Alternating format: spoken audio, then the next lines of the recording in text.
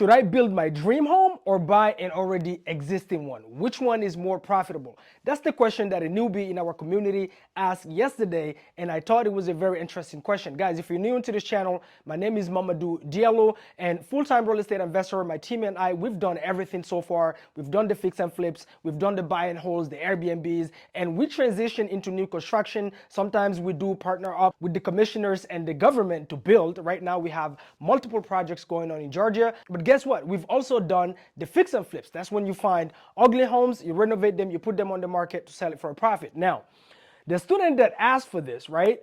The reason she was asking is because she planned on buying the home that she's gonna live in.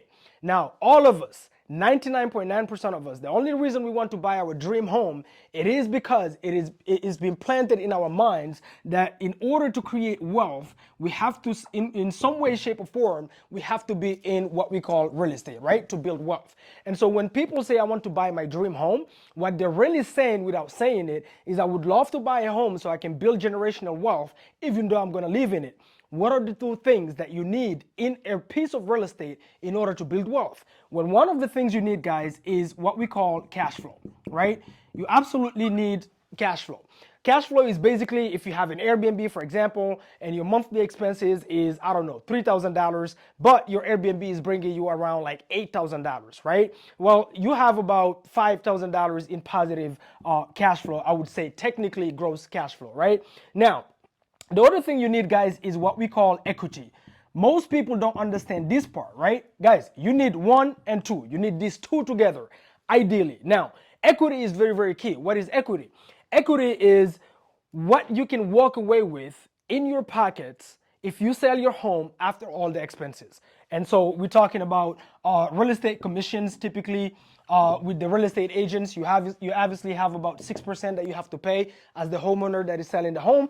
And then on average, nationwide, is going to cost you 2% when it comes to the closing fees, whether that be you using a closing attorney or using a title company. All right, guys? So you typically need cash flow and equity. You want to walk away with something, right? Here's the deal. Let's say now you want to go out and buy a home. Right? You want to buy a house to live in. And let's say hypothetically you want to buy a house that is worth, I don't know, $400,000, okay? And you want to buy, doesn't matter what market you're buying it in, and you go on the MLS or you go on Zillow and you find a listing that a real estate agent has on the market at $400,000. And you go, boom, I like this property. I was looking for a 4-bed, 2-bath, and that's exactly what they have.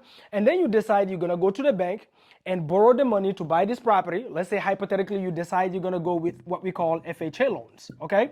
FHA loan is basically for the first time home buyer. And the reason I'm bringing that one up is because typically you only put about 3%, so most people love to start with this kind of loan to buy their primary residence.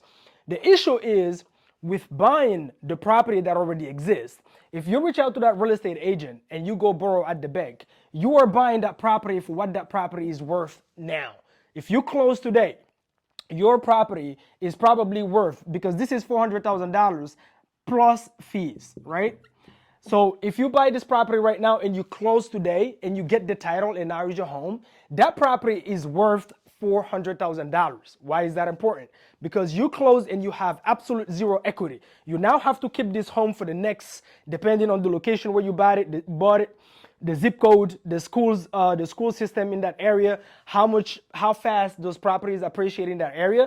You may have to keep this property for the next 5, 7 to 10 years for this property to now be worth, I don't know, let's just say $550,000, just as an example. So at that point, you would have what we call inequity, because this is the difference between what you owe and what you can walk away with, of $150,000.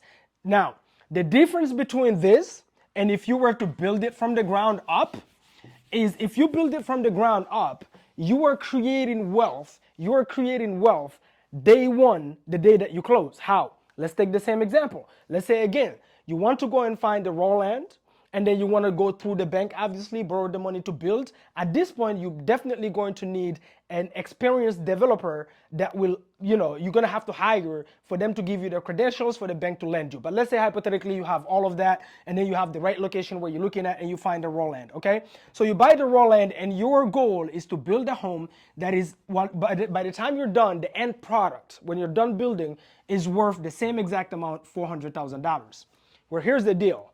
When you buy a piece of land, guys, typically in new construction, you don't want to pay 10 to maximum 15% of the end product's value of the 400K to buy the land. And then to build this whole thing, including the purchase of the land and the construction costs. That's labor, that's material and everything. Up to the day you close, you don't want to spend more than probably, I would say here with $400,000, you don't want to be more than, I would say 300 max. Like this is really like max, $300,000. And this is already a lot. Ideally, you would want to be at 250 max, 250K max. This, to buy the land, build everything, you have way more control on the material costs. So guess what? If you're able to build this property, the same dream home, if you're able to build this property for $250,000, and soon as you close, this property is worth $400,000, guys. What is that? You have about $150,000 in instant equity. 150 instant equity as soon as you close today. Sorry, excuse my writing, guys. Boom, 150. You have that first day. Not in 7 years, not in 4 years, not in 10 years. So I was telling her the difference between building your dream home and buying a house that already exists is that when you build a new home, you walk into instant equity day one. When you buy the home that already exists, most of you, because you don't do what we do, like my team and I, we do put out a lot of marketing. We buy a lot of properties off market where we negotiate with the homeowners directly. So sometimes we'll get properties at a steep discount, but we know how to go out and negotiate. The average person that is looking to buy their primary residence has no clue, no idea how to negotiate with a homeowner or how to negotiate with a real estate agent. So if you're in that category where you're looking to build your dream home, where you're looking to buy your dream home, and your goal is to build wealth, guys, don't let no guru online lie to you. Wealth is equity and cash flow. This combined, this is wealth. If you have a bunch of homes that have no equity whatsoever, guys, you cannot go borrow money, you cannot leverage it, you cannot pull the equity to go invest, nothing. Worse, if ever issues happen to you financially, maybe you lose your job and you were looking to refinance this home to pull out some cash, right? Guess what? You cannot do that if you don't have equity. Don't let anybody tell you that this doesn't matter. It absolutely matters, okay? So you need these two things, guys. So if you're looking to buy your dream home, if you absolutely have to buy it. Another misconception with us, the regular people, is that we think when we buy a single family, one single family where only us and our family can live in, okay? We think this is an investment. Guys, this is the biggest scam ever. This is not an investment, this is just expenses. Because only you can live in it. An investment, by definition, is something that brings money into your pocket. It's not something that takes money into your pocket. If every single month all you do in here is paying a mortgage, guess what? This is what we call expense. This is just expense. There's nothing, there's no wealth here. Just expense. Plus, most people think, oh, it's just my mortgage. No, you have the property taxes. All right, you have the AC unit that can go off. You have the roof that can, cave. Well, guess what? You, as the homeowner that owns the property, at this point, you're not a tenant. You have to repair it. And then the bank have done the study knowing full well that most people will not keep their homes for more than 7 years. Why? How did they calculate that? Statistically, they know if somebody buy a property right now and let's say it's a 4-bed, 1-bath, well, guess what? In 7 years from now, they have an extra kid, they have one more child, or maybe they fell sick. They either have to downsize or they have to buy a bigger home. So the bank knows if you buy that property here, only one property where you're paying all these expenses, in 7 years, you're gonna sell this home, make almost nothing, and then go out and take another 30-year mortgage to do the same exact thing again, and you keep yourself in that trap that we call mortgage. Guys, mortgage, 2 words. I speak French. This comes from mort. Mort means death in French. And then gage. Gage means almost like a death pact.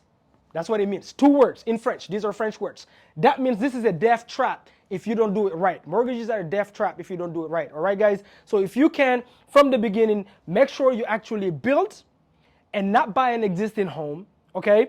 The other thing is, if you don't want to go through the building process, consider instead buying either a duplex, right? This is a property with 2 floors, or a 4-plex, even better, okay? So here, you can live in one unit and then rent the other. So now you have one unit where you are having small expenses, and the second unit, you're putting a tenant in that unit that is paying you every single month, paying your mortgage now. So you can live, depending which market you buy it in, which zip code, you can almost live mortgage free on this one. It's a tenant waking up every single day, going to their 9 to 5, working for you. 4-plex, even better. Now you can live in 1 floor and have 3 floors bringing you cash in your pocket, in, cash in, not out. All right, guys, don't confuse these things. All right, so make sure you make the right decisions, guys, before you start using your FHA loans to buy your dream home, where you're gonna be in this death trap, not making anything, not building wealth. You don't have any equity. So if you can, if you're really gonna use a FHA or VA loan, especially this kind of like government loans where you almost put no down payments whatsoever, do it right. Build a home. If you can. If you can't build a home, do not buy a single family where only you can fit in. Buy duplex, triplex, fourplex, anything that have more than one door. All right, guys? And I'll see you guys in the next video. Make sure you like, leave a comment below. Let me know if there is any details you want me to expand on. Let me know if you want me to do another video to explain to you exactly how you can find a general contractor with the credentials that you're gonna need to walk into the bank and say, hey, I want to build my dream home, and I have a partner here that have the credentials that I need to get the funding, guys. Don't forget to hit that little like button, all right? I'll see you guys on the next video. Boom, boom, boom.